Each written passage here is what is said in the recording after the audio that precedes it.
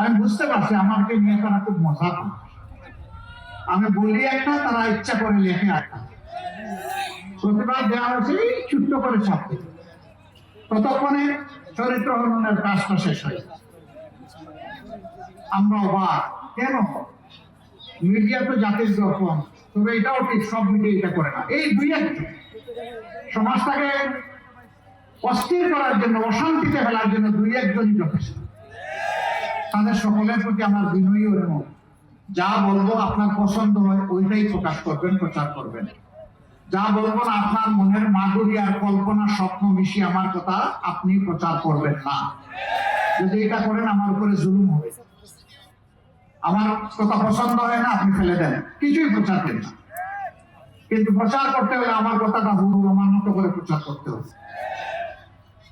সম্মানিত ময়মনসিংহবাসী, অনেকগুলো সংগত দাবি এখানকার আছে আপনাদের কাছে। আমরা ময়মনসিংহের টোটাল এখানে কি 11টা আসেন নাকি? হ্যাঁ, 11টা, টোটাল 11টা আসন এখানে আছে। আপনারা প্রথম ভোটটা তো ইনশাল্লাহ হাতে দিচ্ছেন, দ্বিতীয় ভোটটা কিসে দিবেন? না শুধু পাল্লা দিলে ইনসাফ হবে নাকি? আমরা ইনসাফ কায়েম করবো। মানে 11 দলের পক্ষ থেকে যাকে যেখানে দেওয়া হয়েছে তাকেই দিতে হবে। কি দুর্বল জি না শক্ত জি? মাশাআল্লাহ, মাশাআল্লাহ, মাশাআল্লাহ।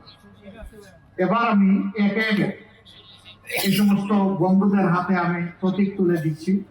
আল্লাহ তার দরবারে দোয়া করে আমাদের এই তুলে দেওয়াটা আল্লাহ যেন কবুল করেন।